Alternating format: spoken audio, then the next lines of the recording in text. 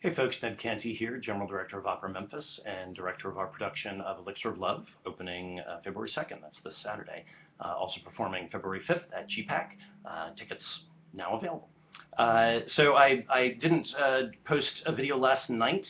Once again, the internet was not my friend. I thought I would do it from home, but things were just not working out on that front. So I thought I would put it off today because I wanted to talk a little bit about titles, and that's actually what I've been working on most of yesterday and today. Surtitles, of course, are the translations that we project above the stage. It's a technology that's been with us for a long time, and it's a technology that I think almost everyone would agree has really transformed the way that opera is experienced in America.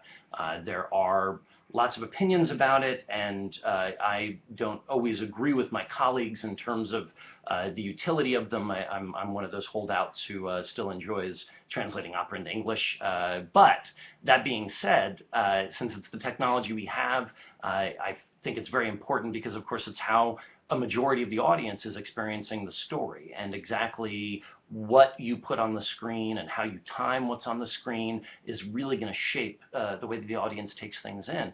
And there are a lot of questions that you have to ask yourself.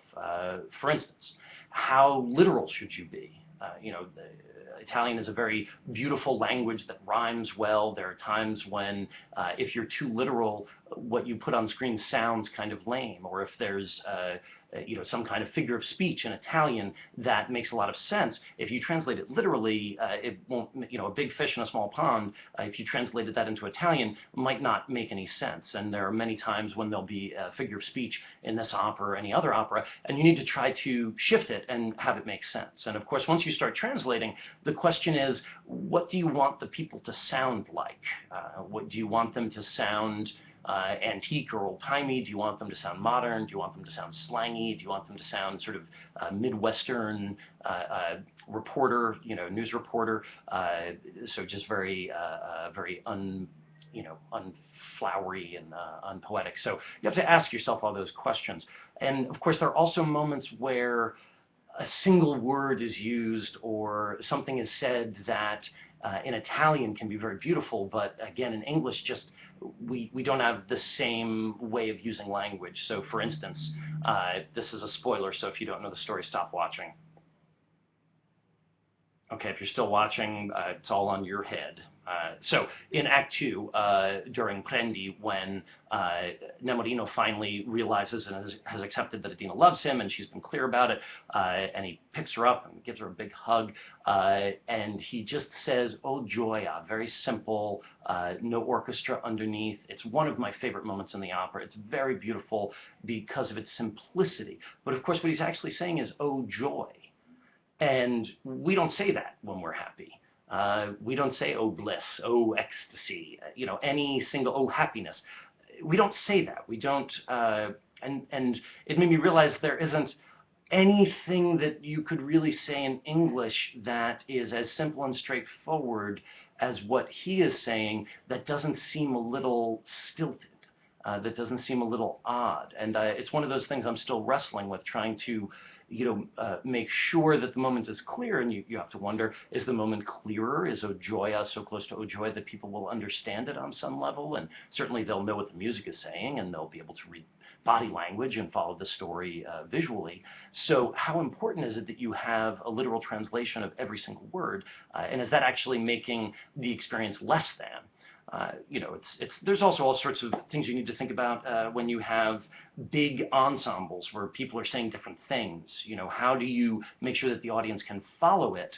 How do you decide if you don't have room to get everything in? How do you decide what to do? How do you make sure that if four people are singing at once, that if you only have what one of them is saying, how do you make sure that the audience understands that it's that person singing, especially if the language is could be spoken by several people on the stage, and that's where a certain amount of craft comes in on the director's part, making sure that maybe somebody is stepping forward at a particular moment, and that's when their text is coming up on screen. So you need to make sure that it all blends very well together. I am very, very specific. I believe pain in the neck would be a phrase that many of my collaborators would use, and they might be a little more colorful in terms of what about my style actually pains them and where. But it's very, very important, especially in a comedy, that the audience be experiencing things in a very particular way. And you want to make sure that, the punchline never gets ahead of what's happening on stage, and vice versa. You want to try to make sure that people aren't laughing or reacting at the speed of reading, depending on how fast they can read something. You want to make sure that they're able to take it in, but also take in what's going on stage. I mean, if they spend their whole time reading, then you've kind of lost the point of having the titles to begin with. So there's a lot that goes into it. It's one of those areas that I find especially fascinating and frustrating and challenging.